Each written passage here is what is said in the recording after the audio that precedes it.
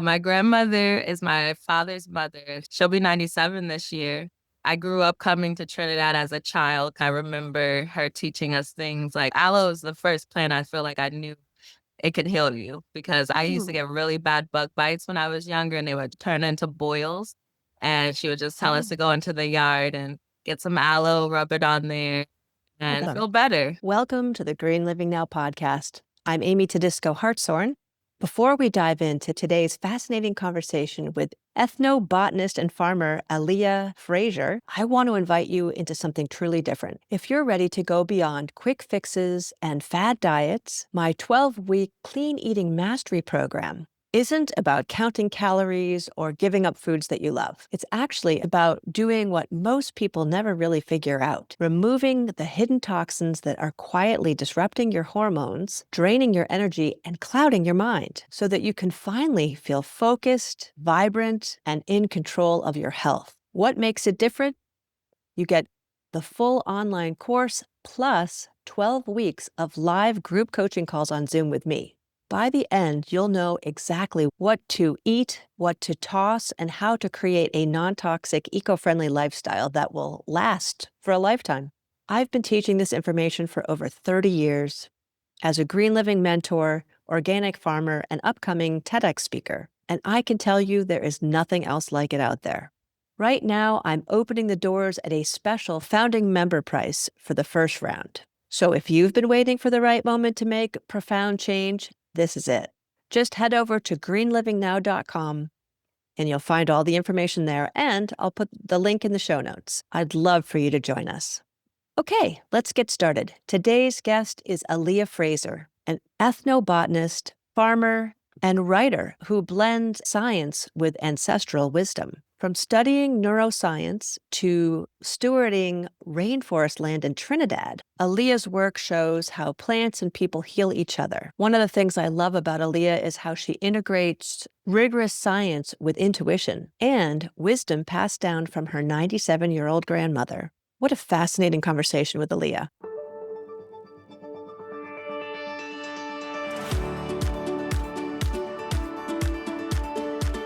Welcome, Aleya. I am really excited for this conversation.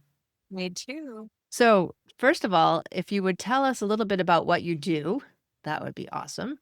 Yeah. So I am an ethnobotanist, a land steward, and a researcher and a writer. Ethnobotany is like the study of people and plants. So I come to that through just being interested in the land that I work on. And I started out this work as a farmer. I farmed on the eastern shore of Maryland. Farmed in Baltimore City. And then I moved to Trinidad where I'm on 20 acres and we also steward that land. And it's not so much intensive farming as letting things grow and picking them where we need to. I understand that. Yeah. And then the ethnobotany and trying to understand how plants relate to people came in, especially in Trinidad, because I'm in the rainforest basically, and it's an extension of the Amazon rainforest because Trinidad is an offshoot of Venezuela. And where I live is just so much biodiversity. Well, I'm surrounded by plants that are used for dyes, for fiber, for medicine. And, as I'm out there, I'm just a curious learner. So I started doing more and more research. And that led me where I am now, writing books about these things and doing even deeper dives into land stewardship and ethnobotany. Wow, we have so many parallels, I think. So, your book, I'm definitely going to have a link for this in the show notes, but I read the introduction. Yeah. You are Yeah. super smart. You've done a lot already in Uh-huh. pursuing degrees. And would you talk a little bit about your background in that Yeah. regard? Yeah. So my background in undergrad was neurophysiology. So I just knew I was going to be pre-med. I took the MCATs, did pretty well. But at the same time, I was learning how to farm on an urban farm in Baltimore. And that kind of just caught my attention more as food is medicine. And then I started looking into herbalism more. I love that I do have that background because when I'm, learning about plants, I just don't take for face value. I don't just read what's online. Like I always want to go deeper to understand how these plants are interacting in our bodies and with other medications and things like that. I had to have a deep science background. And then, like I said, after taking the MCAT and deciding not to, that's when I went into farming. And I've been doing that for 10 years. Wow. How cool. So, yeah, I think that makes you extremely unique to have that science background. And I love that you have the curiosity, but it's kind of like a blending of two worlds, right? You have the whole scientific, doing the research, kind of proving theories Uh-huh. aspect. And then just the little bit that I've seen so far is you've learned apparently from your elders too about all these herbs Yeah. and ways to do things. So I want to definitely touch on that. So who would you say? I think you mentioned your grandmother. Mhm. Is she Yeah, the my biggest influence? grandmother. Yeah, Or tell us a little bit about her if you would. yeah, my grandmother is my father's mother. She's still alive. She's 90. She'll be 97 this year or Wow. next year coming up February. I grew up coming to Trinidad as a child because my father grew up here and we would come for summers and, I would just be with her and my cousins who were around my age. And even back then, I remember her teaching us things like about aloe. Aloe is the first plant I feel like I knew it could heal you because I used to Ooh, get really bad bug bites when I was younger and they would turn into boils. And she would just tell us oh, to go into the yard and get some aloe, rub it on there, awesome. feel better. I have a Like big my aloe first plant. use it for skin Well, irritation. I was mostly using it for rare sunburns, but now that you've Uh-huh. mentioned it, now I know that that's great for insect bites too. Because around here we have plantain. Do you know Uh-huh. plantain? Yeah, yeah, no. Yeah, and making spit poultices with that to get rid of Yeah, insect bite itches and pain from a bee or yeah, something, but yeah. I didn't realize that aloe was good for bug bites. Cool, okay, so that's Oh, new. yeah. So your grandmother is still living, she's turning 97, 98. 97 in February 2026. Yeah. And so tell us a little bit more about the wisdom that she has passed on to you. I see Caribbean herbalism as very place based. I feel like a lot of the wisdom that she gave me was like, go into the yard and get this. It was not like, let me go order this online or let me go to the store and find this. There just always seemed to be something nearby that could help with what we needed. She also comes from a lineage, of course. So a lot of things she would tell me was what her mother told her, which is what Mm. I found really fascinating. Like her mom's favorite plant is ratchet, which is a type of cactus. Ooh. Yeah, it's in the cactus family. And we use it for shampoo in Trinidad. You can eat it. It's prickly pear. Prickly pear is the other Oh, name. prickly pear, Yeah. okay. Same genus. We might have a slightly different species than other countries have, but yeah, just having her tell me that was her mother's favorite plant and her being able to tell me all about it and it growing in her backyard, that just kind of shaped how I saw herbalism. I Hmm. just thought of something. So somebody else that interviewed was talking about prickly pear helped her with a snake bite. Is that true? For I've heard you that know about that? too. I've heard of the roots, but did she mention the root or the actual, yeah, Thought it was the actual actual prickly plant? pear, Well, but yeah. I'd have to review that episode to remember because I remember she had, I think it was a rattlesnake or one of the really toxic ones. Instead of rushing to the hospital, she was just taking in all this prickly pear and maybe she was Hmm. putting it on her skin. I can't remember if she took it. You can eat it too, You right? can you can eat it and it is good for skin things too, kind of like Okay. aloe. So I could see if you're rubbing it on the bite, it might, be able to pull out some of the toxins. Yeah. Wow. Okay. Interesting. I'm so fascinated by all of this, but especially the whole idea of passing down the wisdom from generations and learning from elders and people that are walking their talk. Yeah. My husband and I actually went to Belize at one point and took a bus into some little rainforest village where there was Hmm. an herbalist and a shaman. And it Okay. was such an amazing experience because we got to go through the jungle essentially. And Yeah. he had all these different things labeled. So there were signs. But the most remarkable part of it for us was my husband before the trip had gotten stung by a bee, I guess. We don't even know exactly Hmm. what it was. And he's been an organic farmer for 35 years and been outdoors his whole life, never had any reactions to insects Yeah. before. But something about this particular bite caused him to start to get into the hives, moving up into an anaphylactic shock situation. So I had to rush him to the hospital. So just for the context, I wanted to give you that. So we're Hmm. standing on the path with all the other people in the tour and this wonderful shaman. And the next thing I know, he's looking down at his legs and he's got all these ants up to his knees that look like black socks. And he starts to panic and he's nudging me. And I was like, oh my God, what is going on here? So immediately we talked to the shaman and said, hey, what do you think about these ants? And he said, oh, just brush them off, no problem. They don't bite. Okay. And then Uh-huh. I said to him, well, what would have happened if this was, a dangerous situation where it was something that could have caused him harm? Because there were no hospitals in that area. Mm-hmm. And so it just made me realize that people are living on this earth that have to depend upon these Exactly. plants for Exactly. survival. And Yeah. it's, so different than the US.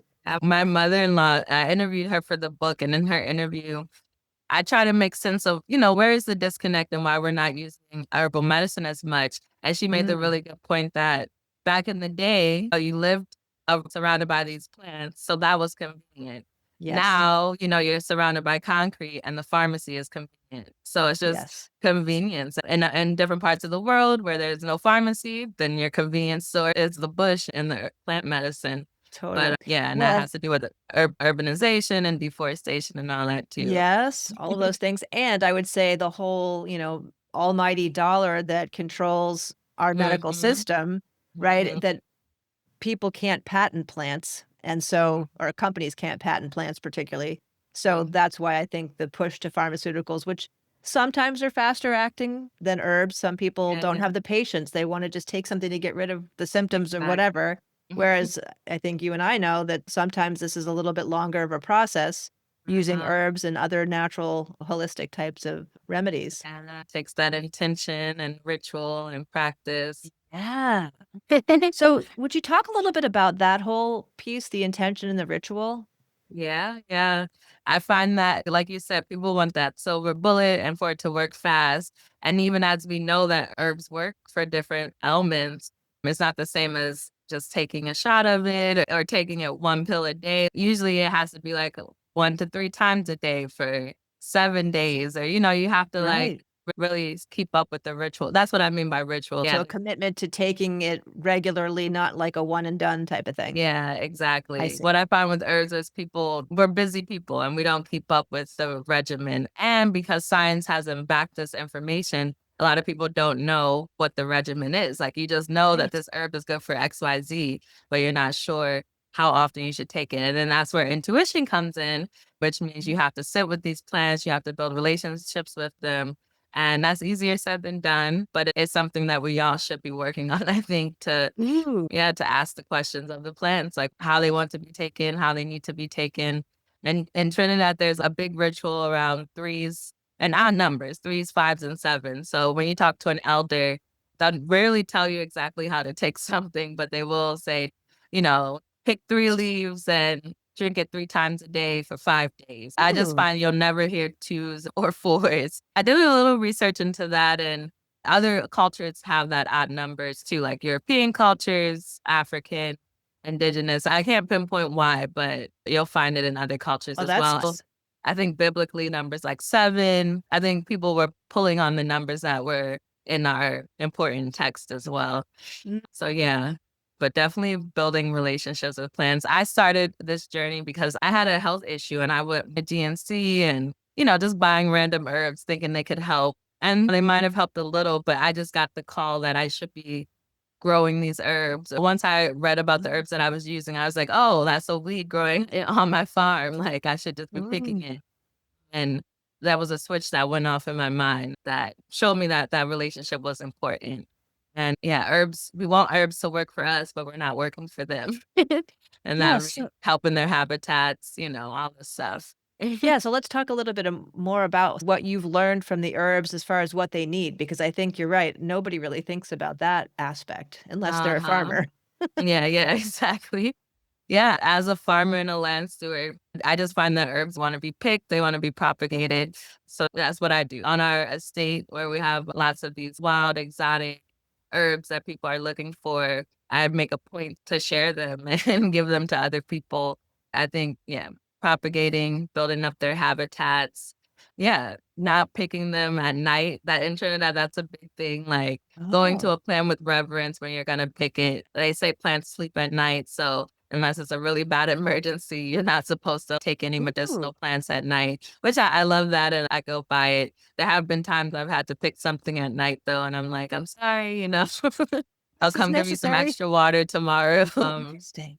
Yeah. So yeah. And every culture has different types of reverence for like picking plants and harvesting them. I've walked with some Native American people in the United States and they talk to the plant, they ask them, can I pick you? There's just different ways of showing that reverence.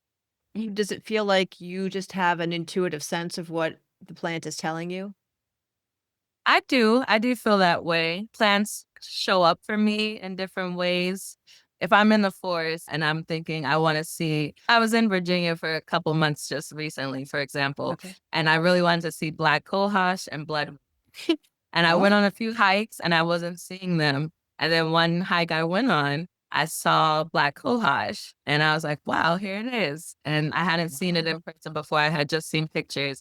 And I was hiking with a friend and I was like, watch, I'm going to see bloodroot next. And she was like, what? And we walked a little bit further and I saw bloodroot. And she was like, Oh, how'd you do that? I was cool. like, I don't know.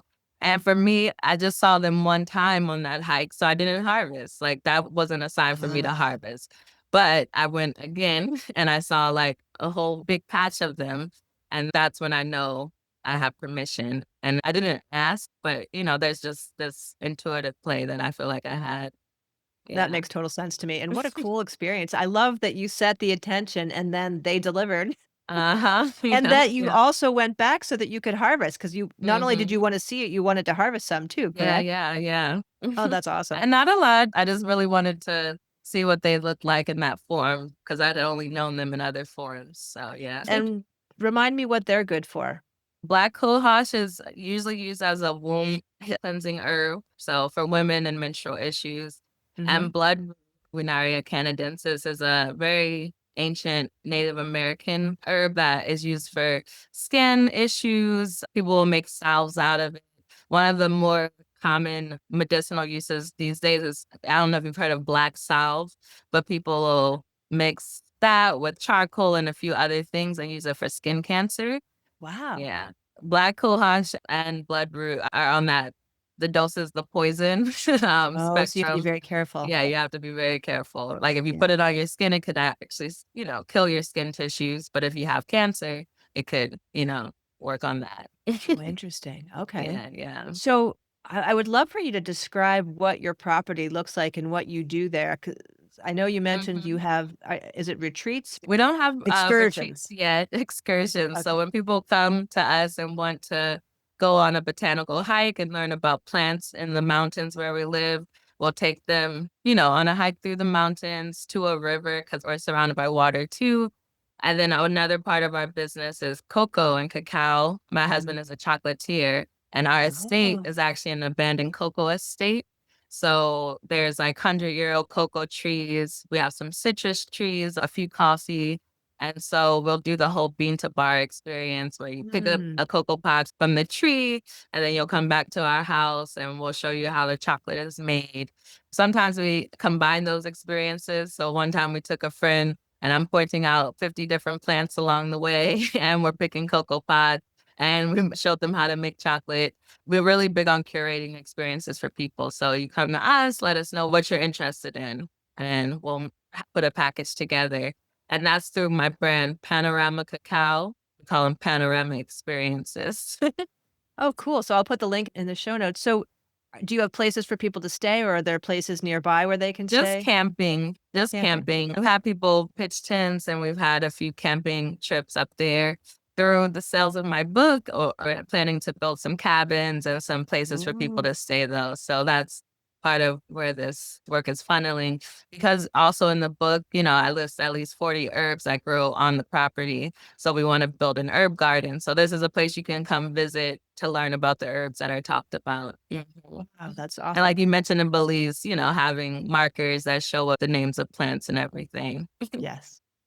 And so do you have like 3 favorites that you are particularly drawn to as far as the Yeah. herb? Yeah, yeah.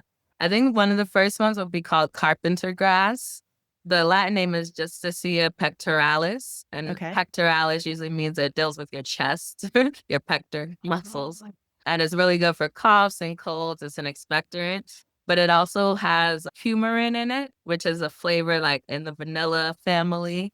So Oh, it's just this nice. very warming, tasty. You never quite tasted a tea like this. And it's just a very unassuming plant that grows on the roadside. I drink it for calming. It calms your coughs and colds, but also I find it as a mood relaxer and like a chamomile. Like if I had to compare Mm, it to a plant that I used in America, it would be like chamomile. okay. And what else? One of my other favorites is Guinea henweed. I like the name Mm, of it and also how it yeah. works, but it's called Guinea henweed mainly because of the smell. It has a lot of sulfur compounds in it. So it has that smell of maybe guinea hen pin, but not so offensive. And it's being studied for its use in diabetes and cancer. But for me, Okay. I just use it because that smell opens up your sinuses like crazy. No Whenever I kidding. harvest it and have it in my car, I'm like crying because, it's just really Wow. pungent on the nose and eyes and makes you run. That kind of like when you're cutting a raw onion, that same Yeah, sort of yeah, that's reaction. time that kind of reaction. I wonder if onions are good to sniff during a sinus infection. Has anyone done I that? wouldn't be surprised. I've heard people talk about putting fresh onion on their feet to draw Yeah, out to draw it things, out. or even having a cut onion by your bedside table that's supposed to absorb bacteria and germs and Exactly. whatnot. Yeah. Yeah, very Interesting. similar action. Yeah. But that one is one that when my grandmother, who I mentioned, when she had COVID, she lost her smell. And I Oh. gave her a steam of guinea hen weed and her smell came back.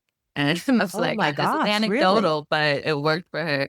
And she has dementia, so she didn't know from one minute to the next, but she just knew I can smell again. So I found that to be fascinating. That's incredible. There's none of that growing in the US, is there? Maybe in Florida. It could grow in Florida and Texas, but I don't know if Okay. anyone's growing it. But no, it's native to South America and the Caribbean. Okay. Because my husband lost some of his sense of smell when he had COVID, and we both had really mild cases, but that was Uh-huh. the one lasting effect. Wow. And it's still going on now. Yeah, yeah, Okay. there's certain things he doesn't smell. He makes maple syrup, he's a 5th Uh-huh. generation maple producer, Oh, and he cool. can't smell the smell of the syrup when it's boiling, Wow, wow. which is such a bummer because that's such a And good. buy it online potentially, but Do you sell anything like that? And probably hard to ship it to no, the I U. don't really sell. I do Okay. make tinctures and I have a tincture of that I've Oh, you given do? to people, but I don't mass produce it. It's kind of like if Okay. I have extras, but it's something, Oh, I might oh, do maybe we'll one talk day. after about that. Yeah. What was the 3rd one? I probably go back to aloe. I know I mentioned that already, but for Okay. me, that's important because it shows up on both sides. Like my mother's from Texas, but grew up in Oh, Nebraska, and my dad's from Trinidad. But both of my grandmothers had aloe plants in their houses and their yards. neat. So it just reminds me of like the diaspora and how plants move and people move. And yeah, for me, I use it for a lot of different things. We know for skin, like sunburn, and for also bug bites, but in the Mhm. Caribbean especially, it's used as a blood cleanser and a purgative and a Oh, laxative. really? Yeah. So at the end of an illness, once you're getting better, a lot of people will say drink a few tablespoons of aloes and that'll purge the rest of the sickness out of your body. Cool. And you notice it because it is a laxative. You find yourself poopy. Oh, um, wow, okay, so you know it's so doing something. yeah, it's doing something, but it's known as a blood cleanser and a purgative, as well Wow, as for external uses for your skin. cool. Yeah. That's awesome. So, have you ever done a cacao ceremony I haven't done one or been officially, to one? but it is a part of our lives. We have a type of cocoa called Mayan style brewing cocoa. Again, So I'm sorry? Mayan style brewing Oh, cocoa. Mayan style brewing, okay. Brewing. So we brew it like coffee, and it's just the raw beans ground up into the consistency of coffee. And when Okay. you drink that, the energy you feel, the heart opening experiences you feel, it's undeniable that cacao is a ceremonial thing. I've never had the call to be the leader of that ceremony or to be in them. Here in Trinidad, though, we do have really high quality cacao beans, and I could see it being a thing here. But, it's more of a South American mainland tradition, I would say. Okay. Um, Oh, that's so neat. Yeah, when we've gone to some of the Caribbean islands, I don't know if we've ever I feel like we might have stopped at Trinidad once because 'cause we've gone on some cruises, and, uh-huh. so we only get, like, a quick number of hours somewhere for the day, but I've been noticing a lot of the cacao and the chocolate production, and I really would love to do a tour, ideally at your place, to see the whole process because I was so fascinated to see what a cacao pod looked like. It was not what I Yeah. expected. Isn't it yellow when it's ripe? Yeah, It's yellow yellow, skin, kind of right? like a football pod. People are surprised how big they are. Right, and then there's like a creamy white sort of Mhm, filling, I guess you could say, mhm. You and got then the did you get to seeds. taste that straight from yeah, it's so sweet. Yes. You wouldn't think it turns into chocolate at all. Right. Yeah. And then the Yeah, whole roasting process, and I've noticed the different levels of or different percentages, of chocolate. the chocolate. Yeah, to the sugar. Yeah, we do 100% for people. Some people don't want any sugar, so we'll make 100% Ooh. bars. But our main three are 92%, 75, and 65. Oh, that's So so interesting. we do appeal to the people who don't want milk in their chocolate and who also want the higher percentages of dark chocolate. Yeah. And is that something that you eat on a regular basis? I go through bouts where I'm eating it every day, and then also when Yeah. I'm not. My husband, he drinks his chocolate every day, so he'll break up a bar and just mix it with some coconut milk and heat it up. Mm, That fuels him. that He's the sounds chocolate nice. man. Yeah, exactly. And how long has Uh-huh. he been doing that for? For about 10, 15 years. He was doing it Oh, before he met me, and we've known each other for 8 years now. So, wow. yeah, And yeah. so is he from Trinidad, did you say? Yeah, he's from Oh, here, born and raised. oh, neat. So he Mhm. grew up with all this Yeah. tradition and Yeah. Yeah. knowledge about how to raise chocolate. Did he learn the chocolate making even from No, he from your learned the elders? chocolate making as an adult, but Oh, he okay. had been to cocoa farms because that is one of the things in the Caribbean and southern countries of the world where Yeah. chocolate is grown. It's not usually produced. Cocoa is grown here, but most of the beans are shipped I see. to Europe and North America. So part of what we're doing is trying to bring that industry back to the countries of origin because you get Yes. even better chocolate when you can control the variables more Absolutely. and And have a less. I love how you mentioned bean to bar. That's a Mhm. lovely imagery. And so, are you able to grow the sugar too, or is that something you have to purchase? Yeah, we have to purchase sugar. Our sugar usually comes from Guyana, which is our next door neighbor. Trinidad used to be a big sugar producing colony, you could say, but that kind of went out the wayside in the early 1900s. Oh, That's not something that is grown here a lot, but still in right. Guyana. So feels local that is coming from one country. Exactly. Oh, that's Uh-huh. awesome. Wow. So, what do you think is the most misunderstood aspect of herbs? Misunderstood aspect. I would say that people yeah, maybe misunderstood is what we said earlier about it being a silver bullet. People misunderstand that, yeah, plants are medicines too, and they take a little bit of research, they take a little bit of time. I like to mention that the dose is the poison a lot because people Mhm. find an herb, they see that it works for them, and then they sometimes can overdose themselves too. So I tell Yep. people take things slow, see how your body's reacting. And yeah, and definitely do the research. So yeah, if I had to sum that up, like people misunderstand that herbs are everywhere and they're for our service and we're supposed to be using them. But that Mhm. doesn't mean we can be irreverent with that use. We have to pay attention. Right, right. We don't just Yeah. randomly eat stuff and Yeah, yeah. Yeah, people not know assume what we're they're taking safe in. because they are safe. And yeah, people want to assume that they're all just blanketly safe. But I Right. do like to remind people to be careful. Yeah. Yeah, yeah. So, let's talk a little bit about your book. Please give us an idea of what's in the book, what people can Mhm. expect. Yeah, so the intro, it talks about my background a little bit, but it's more an intro Okay. to the Caribbean and what Caribbean herbalism means. I talk about it meaning storytelling because it's a practice of storytelling. And then throughout the book, you'll see me mix stories in as I talk about the plant section about it. I talk about traditional knowledge and modern research, blending my backgrounds, and then I talk about my personal accounts with it. So there's nothing in this book that I haven't personally used, touched, I love that. worked with, and that's really important to me. And then lastly, in the last few chapters, I talk about how different medicines are made. So bush teas are a type of herbal tea, but we call it bush tea in the Caribbean. Bush baths, that's a herbal bath. How do we use our skin as the largest major organ to absorb plants, medicine? tonics, tinctures, wines. There's a big culture of making herbal wines in the Caribbean. And then lastly, in the very back of the book, I have a few interviews and essays. So I interview an elder midwife. She taught me a whole lot about midwifery and also plants and farming. My mother-in-law, who is a big influence on me, I interview her. And then a few of my essays about plants that I enjoy. That's awesome. I'm really looking forward to reading that. And as I told you before we started, I purposely did not want to read and get all the information so that I would influence the conversation too much. But I'm totally fascinated. Before we end, can you share your favorite herbal story? Yeah, it's my favorite herbal story.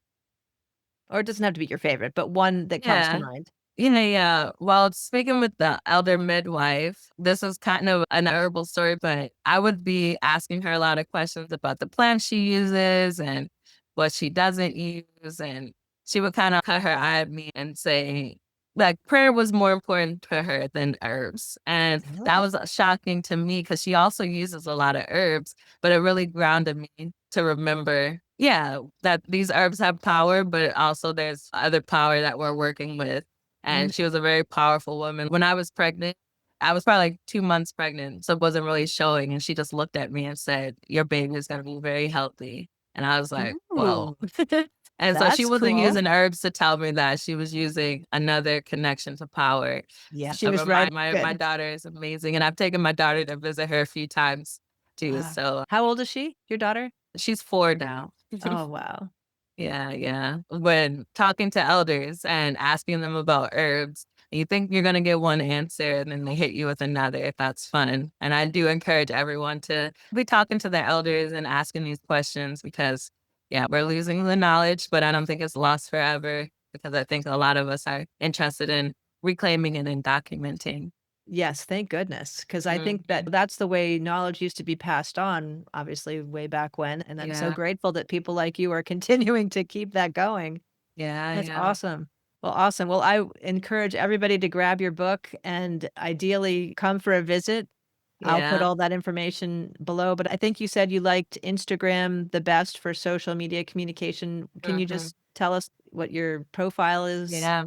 My profile on Instagram is Naturalia, Naturaleya. And then if you want to know more about our cacao business, that is Panorama Cacao.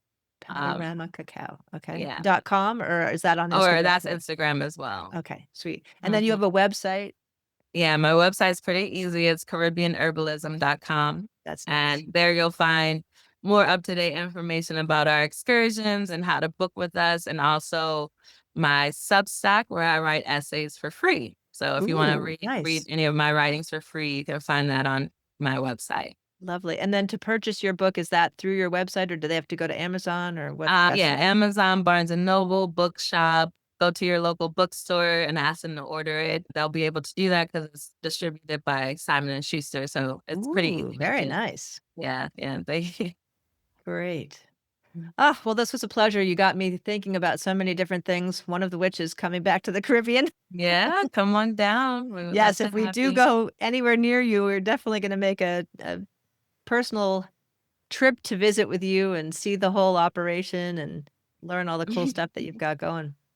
Thank Well, you. thank you. This has Yeah, been such thank a you, pleasure. Amy. If you loved this episode, please share it with a friend who'd be inspired by these stories of plants and healing and tradition. And don't forget to check the show notes for Aleya's book on Caribbean herbalism, her cacao experiences in Trinidad, and ways to connect with her. And if today's conversation has you thinking about your own health, food, and home, I'd love to invite you again to my 12-week Clean Eating Mastery Program. You'll find more information on greenlivingnow.com. Thanks so much for listening, and I'll see you next week on the Green Living Now podcast.